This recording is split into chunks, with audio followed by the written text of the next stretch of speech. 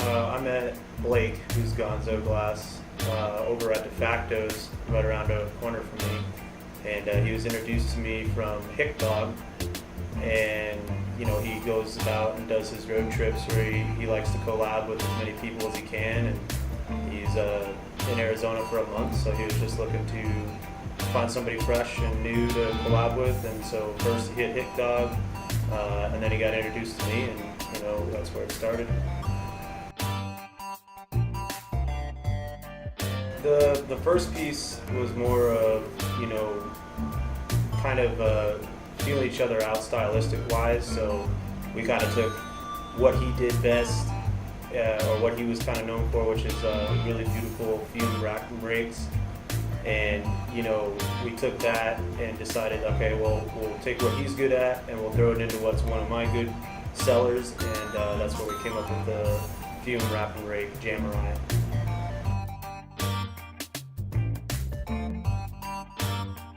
We wanted to make 4 different pieces, and we basically were like, all right, well, let's do 3 that are basically on the safer side, something that we knew that we could get done in a fair amount of time, and then we're going to leave the last one for the go outside of the box, maybe outside of our comfort zones, and that's where the bigger piece came from. And it was kind of like a hybrid of what I call the shrines, and so I wanted to take what was his style and incorporate it into what was my style and then my type of piece, which was the shrine piece. And overall I think we meshed really well, and I was very happy with the result. I mean, Gonzoe's a real easy guy to work with. I mean, he's got some schizos, and he was definitely up for a challenge. He was also stylistically, I think, easy to work with because he has clean sections, very straight prep, and being able to work with somebody that is kind of on that same type of wavelength makes it real easy to put something nice together. Serum's hot right now, so we definitely wanted to incorporate some sort of CFL aspect of the piece. And Gonzoe has just started doing wig-wag sections with some CFL, and kind of combing those together, pulling them down, and wigging them up, and then stacking them.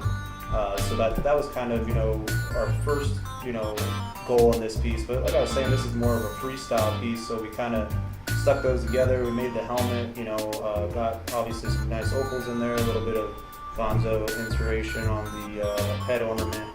And then when we came down to the bottom, I was telling them that, I want to kind of do something a little bit different that we haven't necessarily, that I haven't done before. And so we kind of came up with the hey, let's make 3 skulls. And I was like, well, if we make 3 skulls, let's do the see no, hear no, speak no evil. And that's kind of where these little guys came from, which definitely was, like I said, sometimes fun when it's a freestyle piece. You kind of come up with different ideas that you may have not had when you first started the piece.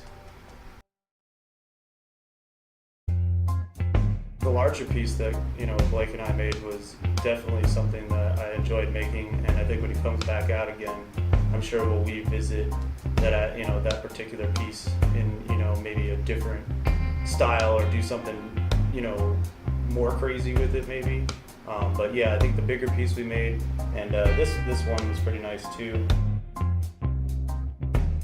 When you collab with different people, everybody does things a little bit different. Some people maybe specialize in other things that you particularly don't, so there's always an opportunity to learn something new, whether it's small or something big. I typically don't seal in perks, and I was able to watch Gonzoe do it on a larger scale, and I watched Chaka do it before that.